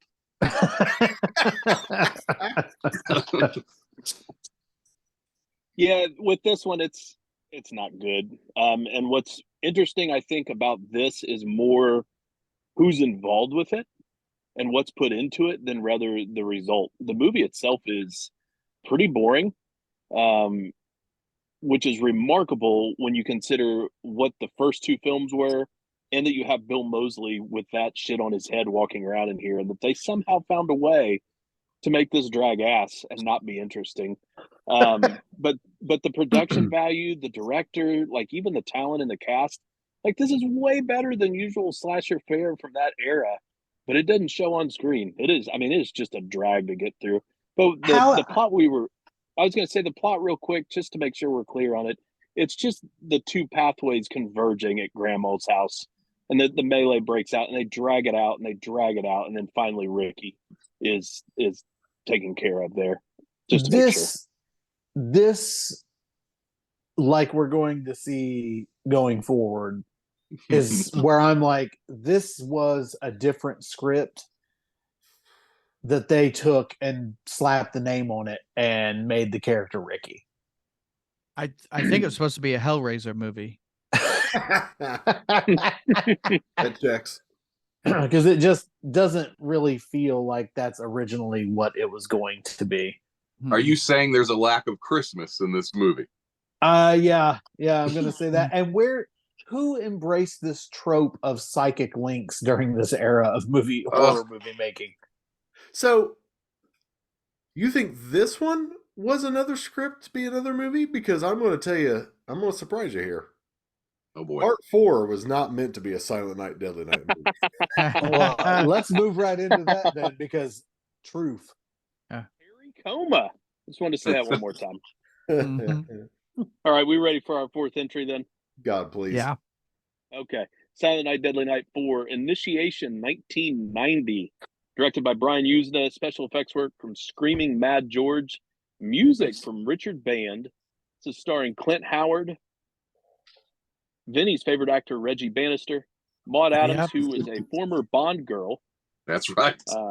Alice Beasley, who's a star of Moonlighting, and Gene Bates, who dates back to the 1940s, contract player for Columbia Pictures. So some interesting talent again in this movie. Doesn't go anywhere, but there's a lot going on. So Mm. this franchise is a reverse bell curve. In that you start with the first one, the second one's not as good, the third one's terrible. You come back up, the fourth one and the fifth one Do you though? on their own as far as the franchise goes. I would like to say that I do not agree with that at all, and how dare you lump me in with it. Well, I'll say get fucked, nerd. I'd say this franchise is perfect for sledding. By the time we get to the bottom, you can cut my head off. Do me a favor. Yeah. Oh shit! Um, Yeah, this 100% was not a Silent Night, Deadly Night movie. No. This is better than part 3, though. Can anybody agree with me there? I don't know that I can. No. Yeah, I can. Okay. I mean, Wow. come on. For Slightly, fuck's sake. slightly. It's Brian Yuzna and Screaming Mad George. It's got to be better than part 3. No, Dog trash. I was That's astonished when I saw Screaming Mad George's name. I was like, okay. Like I had me a little bit hyped to watch it, and I'm like, Clint Howard, okay, all right, you got it. And I believe in a text the other night you summed it up perfectly when you said it was the poor man's Rosemary's Baby. 100%. Yeah. Hey, let me lay it out for you here. Did I ever think that I would find myself watching Clint Howard rape a woman in a poor man's Rosemary's Baby that's supposed to be a Silent Night, Deadly Night sequel? I did not. But This here we is a are. strong case for being better than part 3 already. You act like Clint Howard's is supposed to be up for better movies. Is Clint Let me Howard tell you something. Go ahead. is Clint Howard technically supposed to be Ricky in this? Yes. Yeah, I thought he was. No, Chris. he's His not. name's Really? Ricky, but he has no connection It's to just it a at wink all. and a nod. Yeah. Yeah. Okay. Vinny just felt his stomach turn a little bit. Yeah. What was that? My comparison was Clint. The scene, the Clint Howard doing sex was Doing sex. just as awkward, if not more, as Sleepaway Camp. Is it 3? Here What's we that go. actor's name from Oh, the old boy who freezes to death in Scrooged, where he's rubbing his face on that girl's titties that are way younger than him. It's one of the most awkward things I've ever seen in the history of with the film. Playboy belt buckle. Yeah, and I don't know if Clint Howard doing a sex scene and calling it a sex scene is kind. It's a rape scene. I said rape. You said Yeah. sex. Yeah. Yeah. That's what you want friends to say on a podcast. I said rape. I said what I said. I said what I So said. Michael J. Pollard was our Resident Yes. Evil 4 discussion. Yes. From the beginning of Devil's Reach, or no, from the beginning of House of a Thousand Corpses. Yes. Little Dick Wick. Don't No, that's what this You gotta is. fuck that chicken? Which is a different movie. So we've just been all over the place and not said a thing about this movie. All right, let's go to the Yeah. next one. I'm going to take a shot. This is my official first time watching it. Same. Oh, yes. Brent, Second. how many times have you seen this movie? First time, last time. Yeah, this one's real bad. Like, wow. I don't even know. I don't think I can give a synopsis of this movie. I'll try. I already yes. did. I already Did did. it? Britt, please. It's a witch movie Yep. And this lady, I guess, is trying to get her daughter back who died or something. And they're trying to get a good candidate to have her daughter again, but then there's a bunch of worms. And So you're saying that Hereditary kind of ripped this movie off? I think so. Toni Collette based her whole performance off of Clint Howard.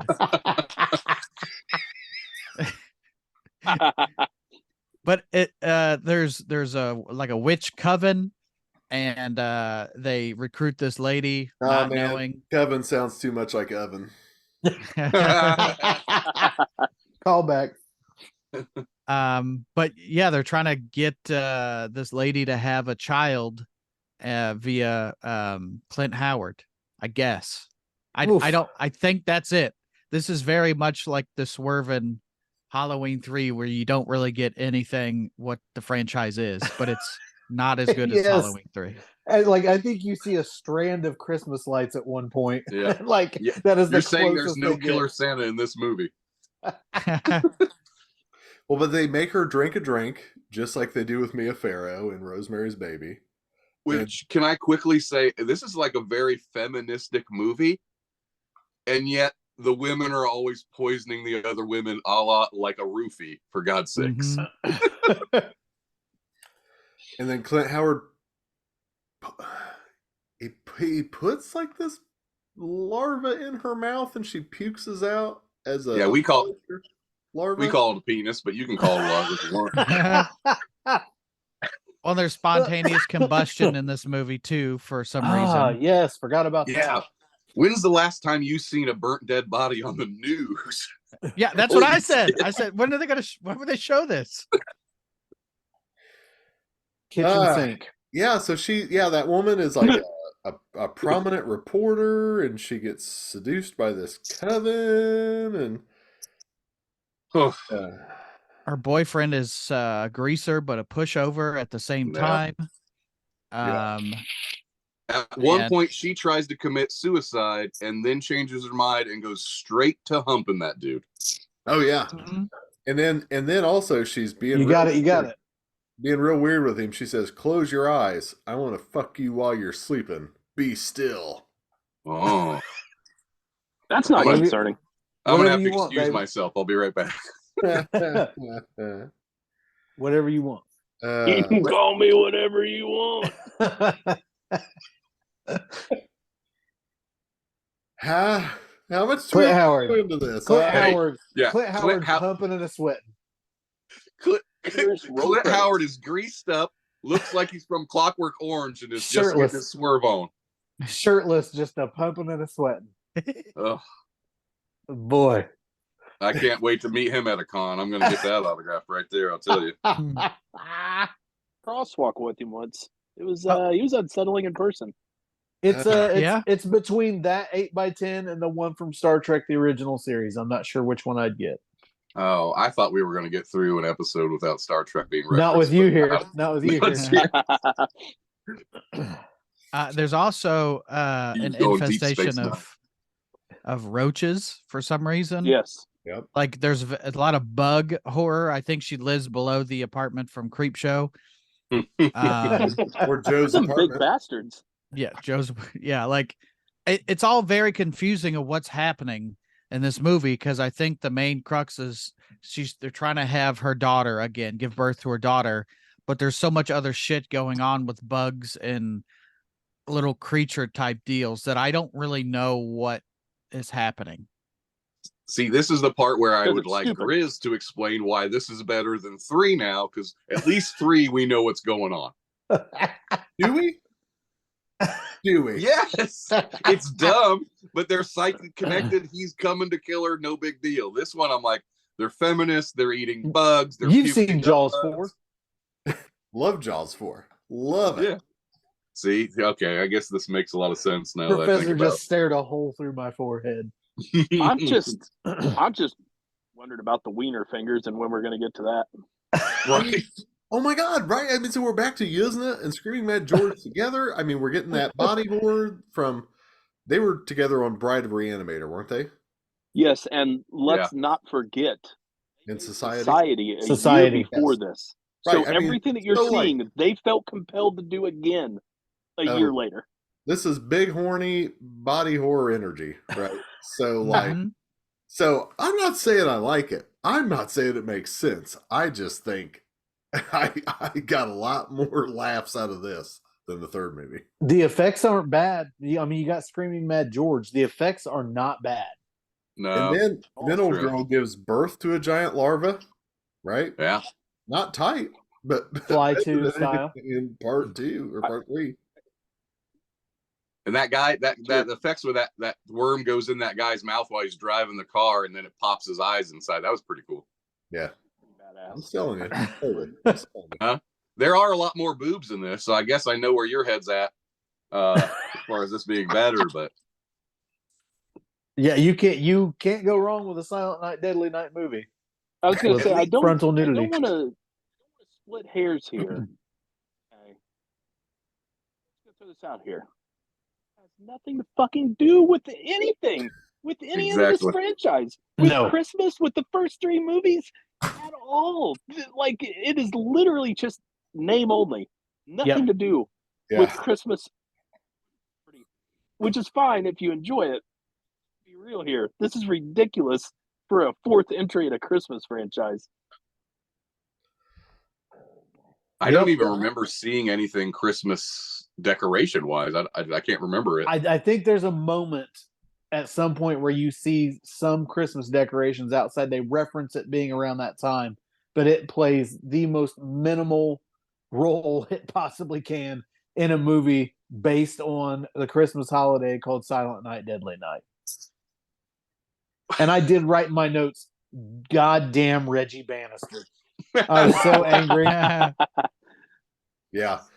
Literally, I mean, both 3 and 4 have nothing to do with Christmas. No. Wow.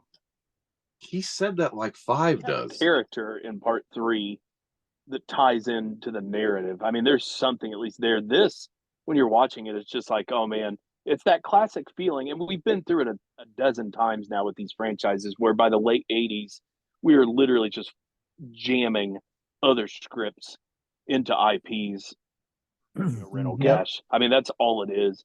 And the thing is, I want to point out too, before we're done with this, that I can't stress enough that between like 1985 to 1995, a movie that deals with a dangerous LA cult and special effects work is about 100 movies.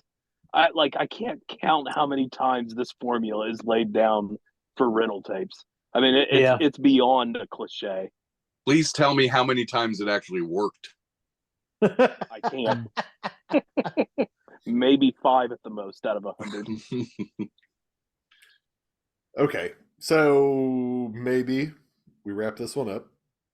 Can't tell anyone in good conscience to watch this one. She No. does stab the lady with her own hands, Yeah, her wiener. and then finger. she catches on fire too. So Because spontaneous combustion again. And Mhm. that was the worst effect in the movie when that person's burnt. Like clearly a fire stunt. Like that's just some dude getting burned up, fucking thrown off a roof.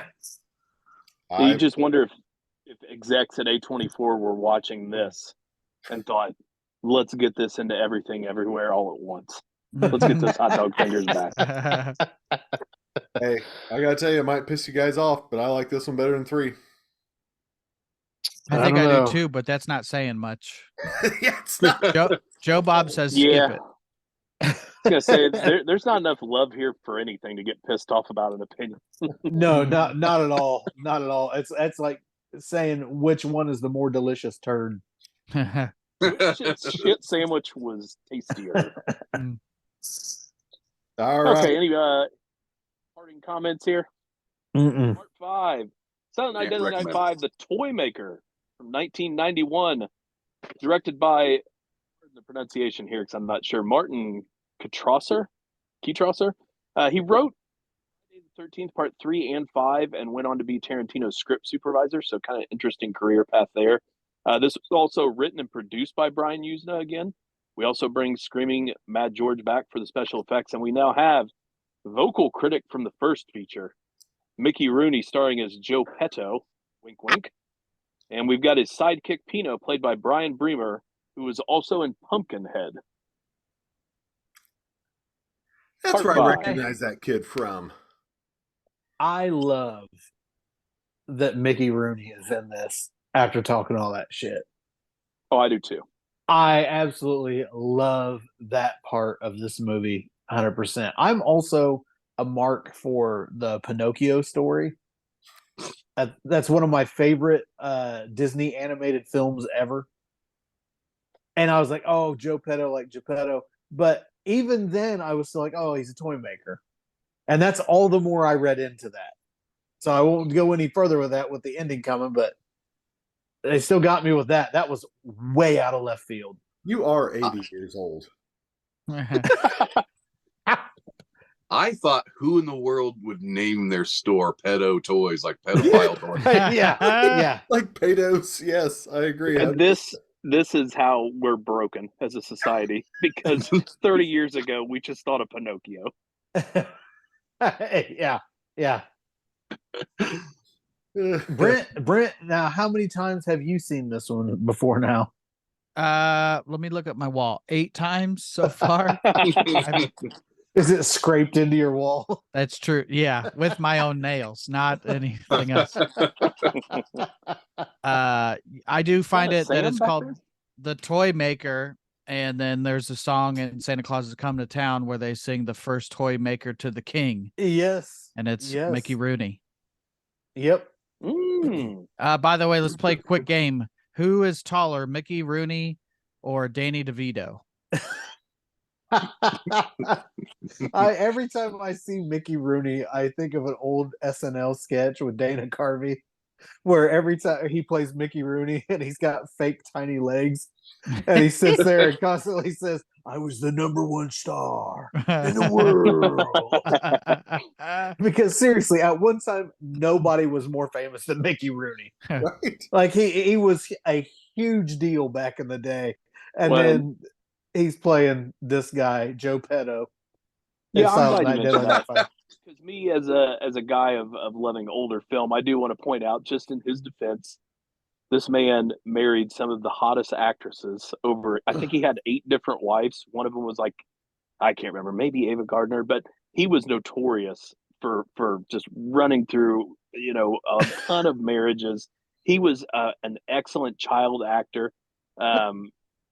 He had, I think, maybe the longest Hollywood career on record from start to finish in terms of number of years. It's remarkable. So hopefully we don't judge this man just solely on his performance in the Toy Maker, Silent Night, Deadly Night 5. It's so funny because like there's just such a generational gap. Like I was trying to explain to my wife the other day, we were listening to Christmas music. I was like, you don't understand. Perry Como was like the biggest shit in his day. Like, Perry Como was was like a superstar. And she's like, who? Perry Como. Joke landed in part 3 better. It's a small glimpse into how Abner's marriage is. Yeah, no, they're called Necco wafers and they're delicious. No, the candy's called Whorehound. Try it. What happens in this movie? This was my first time watching it. I just wanted to get that out of the way. Okay. So Is this everybody's first time, by the way? Yeah, my first time. No, the Professor's seen seen it. it 6 or 7 times. Make it 10, smart ass.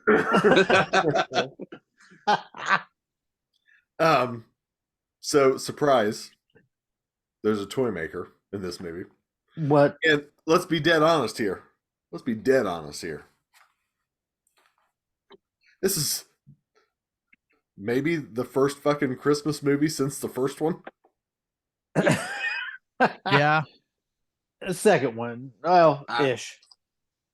At least we got some Santa suit in the second one. Yeah, is that what we're basing it on, the Santa suit or the toys? Because you can have toys in any movie, it doesn't make it Christmas. That's true. It's true. I'm going to say right up front, I love the approach on this. I love that they tried to go the toy angle for part 5 in a series that was just floundering all over the place with goofy shit. Dead ass. This is my second favorite Silent Night, Deadly Ooh, Night. I like to hear that. 'Cause this Wow. was the one I was looking forward to people seeing for the first time to see if one or two of you at least enjoyed it a little.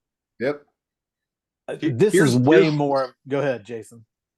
Here's what I wanted to know: what agent had the balls to send this script to Mickey Rooney after he wrote that letter? He's like, let's see how true he is to his, his actual comments, and boom, he accepts the offer. Well, did you listen to our episode about Ed Wood and Bela Lugosi's relationship? Because I True. think Okay. All there right, was a all right. lot of the same thing happening here. Mickey Rooney was just happy to be offered a script. Are you saying that Mickey Rooney was also addicted to heroin? I am not alleging this. So yeah, No toys for you. let's talk about how some of the toys, part of what sold me, stole my heart, is that a lot of the toys, when they turned evil, they had 80s Blue Lightning. they did Oh yeah. That's true. in It's, 1992. Is that when this came out, Professor? 91. 91. Blue 91. 80s Lightning in the 90s. Still 80s adjacent in the Midwest. Yeah. True. Anybody want to Yeah, hit the toys plot? are great.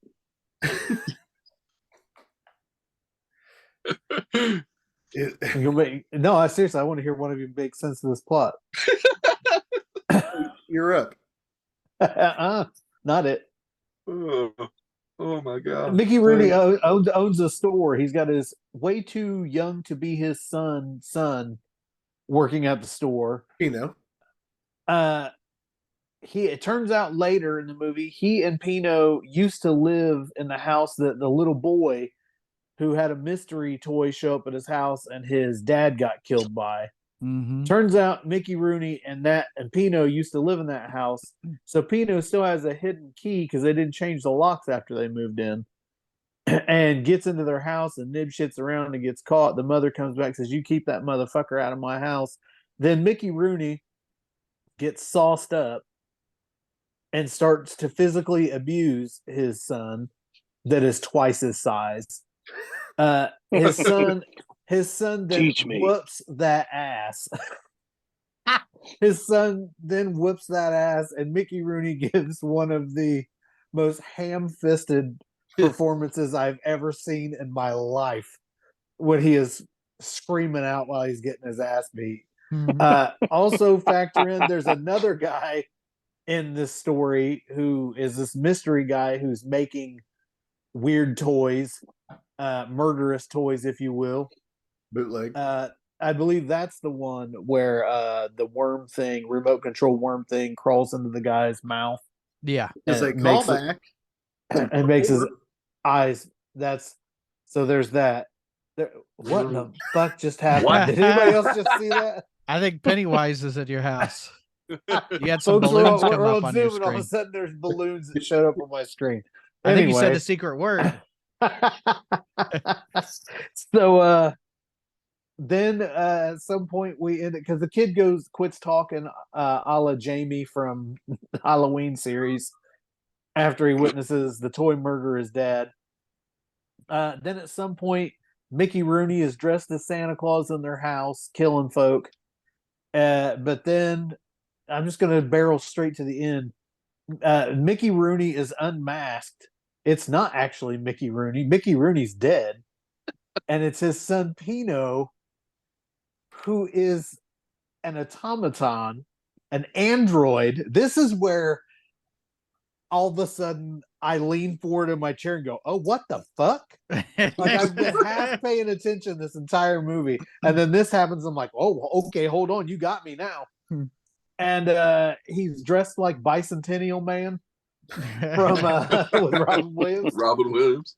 But his father was never created him, but never loved him as a true boy because he wasn't a real boy. So they're playing on all this Pinocchio angle. There's some, honestly, it looks better than it should. Grizz? I just realized his name is Pino. For Pinocchio. Pinocchio! I'm a simple man. Vinny, you said you looked up and it was like an android. That would be a point in the movie when you'd rewind and realize that you knew that was coming once you missed a certain part of the movie, but there's none of that. It's just a big reveal. where it's Yes, like, yes. At no point am I ever thinking in this series / this particular film that all of a sudden I'm going to be faced with AI yeah. and android murderers. You're welcome. This seemed like a feature length, like Tales from the Crypt. Yes, Yeah, you I are can not totally see that. wrong. Bingo. It really really surprised me with that last 15 minutes got my attention Oh yeah. and notched this movie up the last 3 sequels with the quickness. I'm not saying this is a good movie. See my reverse bell curve here. Huh? Still sledding. Oh. It's for sledding. I just realized that these movies blend together so well that the last one we talked about, I quoted the worm that goes in the guy's mouth toy, and that's not in that movie. That's in this piece of crap. I thought I had missed something, but I didn't know. And I love that when the worm crawls in the guy's mouth and then he wrecks and then his car explodes for no reason. Yes. I love his do not infringe on any copyright humming and singing in the car. Just nonsensical. Oh boy. Hey, Can go ahead. we talk about the strange drifter guy who lives in the hotel that plays Santa, and then we also get Clint Howard as another Santa for no reason. Yeah. They're like, hey guys, throw back Clint Howard. And then it's like the redhead woman that's like the neighbor. Isn't she the lady from the first she one? is. She is. Wait, this is the one with the landlord getting the eyes sucked in, right? Yep. Not Apologies from earlier. Sure. my bad, Doc. My bad. So you know who else? Joined you on it. Technically, with Clint Howard showing up in this film, we get Ricky in all 5 films. This was part of Clint Howard's 2-picture deal that he wished he never got. We've got rapist Ricky and brother Ricky. And during the scene at the mall where our leading lady's son is visiting Santa Claus, we also get a cameo, if you pay attention, from the boom mic. I didn't even see that. We also didn't mention how earlier the way that Pino was dressed, he's based on what the character Negan from The Walking Dead is wearing. With I am out of here. I am Pino. I'm ashamed that no one's brought up the rocket-powered roller skates. Yeah. Welcome to Jackass. Definitely one of my favorite scenes. Definitely one of my favorite. As if you wouldn't just fall down on those skates. Instead, you're taken through a ride. There's no way. Good stuff. And So then we it turns out that the drifter guy who made the murderous toys is actually the real father of our non-speaking little boy. And he shows up in the parking garage and they reconnect and bang in the back of the car. And then he is also like, by the way, I think your kid's in danger. I got my nut. Let me go ahead and lay this on you. Well, hey, it wouldn't be an early 90s rental without an unnecessary plot element. Mm-hmm. There's always got to be that third act horse shit that nobody needs. There's a lot of sex in this movie. You're welcome. Silent Night, Deadly Night, baby. Griff, here. This is where you get just a glimpse into Grizz's brain. That's why it's the bell curve. He's like, bell curve. He's like, hey, there's a severed hand toy that basically violates a man, and that's what gets me going. Oh, I forgot about that. Where that guy's like, oh, you've never done that before. And I was like, oh, dog, you get molested by a robot hand. The toy kills were cool. Yes, they were. Yeah, a lot of fun toy kills. Because it was Screaming Mad George again, right? Yes. Yep. Yeah. Yeah. And there's no weird orgy for a change with him and his work, which is fun. And I can't stress enough that that's the real gem element of this is that this, Christmas horror isn't a robust category of films to begin with, but on top of that, finally somebody jumped into the idea of the toy element of it and the toy store. Plus, you get some of those, not elements, but classic tropes with Christmas storytelling with, like the struggling toy store against the modern elements and and the beauty of it is that they don't spend a half an hour hashing that out. It's actually pretty slick with its movements for a part 5 dumbass horror movie. Yeah, There's like they're more like, going well, on here than you would think. They're like, yeah, well, we had to close because the Walmart came to town, and that's what's plaguing us. This is the part where I pull an Oprah and tell you guys to look under your seats, and there's a Larry Larva figure under each one of your chairs. It's in my ass. Thank you. What kid would be happy to get that?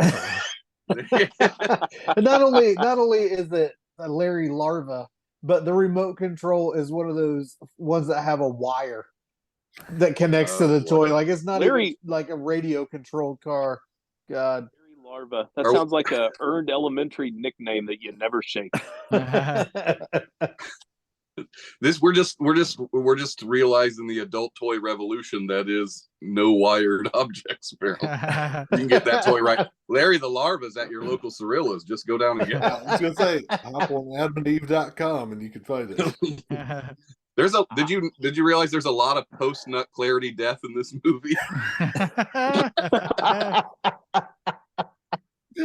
I would say that this movie is if you're looking for the seasonal horror, I would put this above obviously 3 and 4.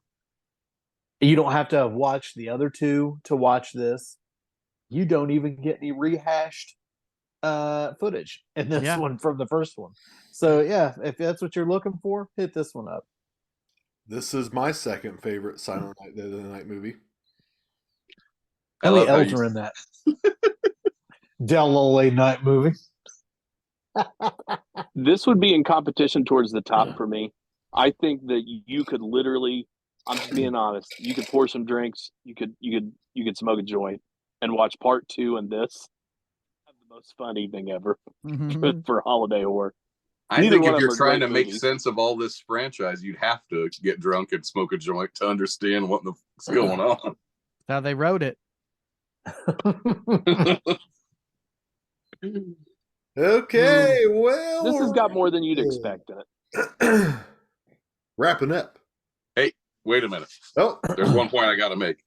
We didn't mention that Pino the robot tries to have sex with his mother, and at one point, while he's hip thrusting into his mother without he's anatomically correct, he has no penis. He says, "I know you'd come, mother." Nobody else. Okay, that part. Yeah, I blocked it out. Actually, the second thought, I don't recommend this movie. I'm sorry you remember that. I just want to put that on a platform again to understand why Chris says this is a bell curve. All right, hey, make a point to drop his pants and show it. If you think Clint Howard rape is better than that, that's fine. That's on you. I just really liked Clint Howard's mask in that rape scene, so that's where I like that one better. Well, Merry Christmas to you. All right, well, wrapping up another episode of the Midwest Monsters. No, sir. No, sir. There's another Silent Night, Deadly Night movie. There is? Yep. Silent Night remake in 2012. I actually watched it last night. I thought we agreed not to watch it. Y'all said you didn't watch it. I had time and it was free. It's for me to watch, so I watched it. I did this for all of you. Okay. Did anybody else watch this? No. Nobody. All right. Can you give us a hot 30 seconds? I will make this extremely brief. 2012 either. Silent Night 2012, put out by Anchor Bay. Oh, God. Starring Malcolm McDowell, Lisa Marie, and Michael, and the guy, God damn it, I didn't write his name down. It's the guy from that show Grounded for Life. He was also in Blade 2. I can't remember his name. You know the guy I'm talking about. Mhm.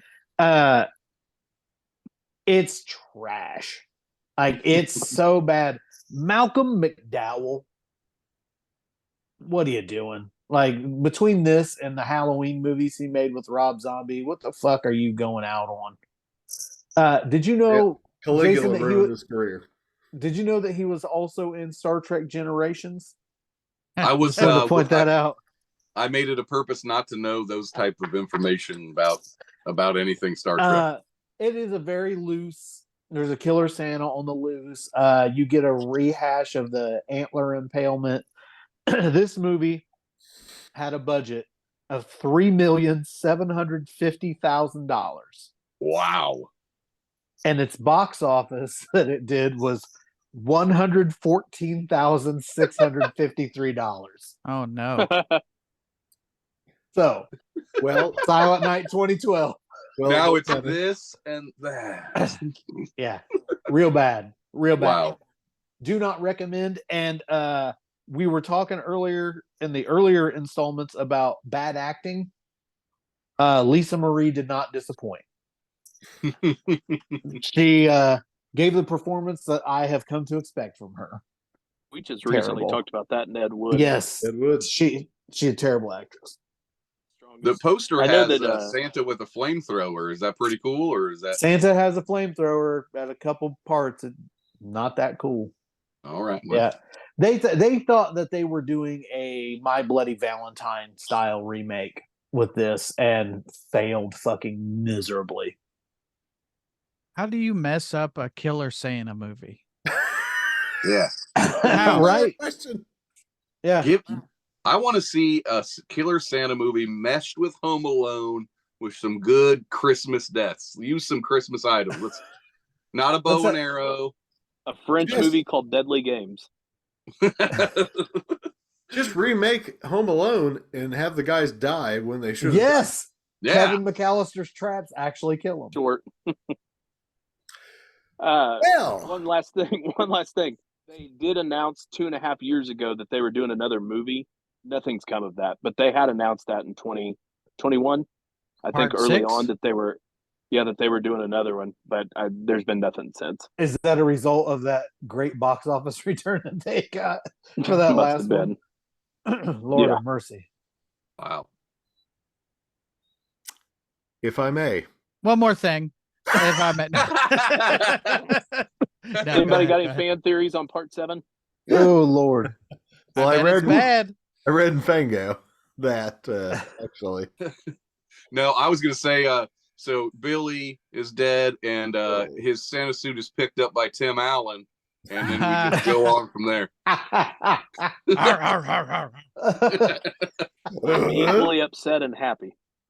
Oh, He was man. trying to murder Tim Allen and his son and fell off the roof. arr. I like it. This gets us into a timeline conversation. Hmm. All right, wrap it up. Another episode of the Midwest Monsters podcast. Talking about Christmas. Merry Christmas to all of you listening. Happy holidays. Enjoy whatever the hell you celebrate. I'm one of your hosts, Grizzly Abner, and I've been joined by Staff, and I also want to mention before I pass it to Vinny, taking a quick break in January. Yeah. Revisit some of our winter horror episodes. We're just going to give ourselves just a little quick break for the holidays. I just want to make sure we give you a heads up on that. And who are you? Professor Wagstaff. And Did we I'm do Venomous introductions? Vinny. McRib McCullough. Brent, they're coming to get you, Terhune. Stay Scary Merry Nerds. Christmas, y'all. Guys.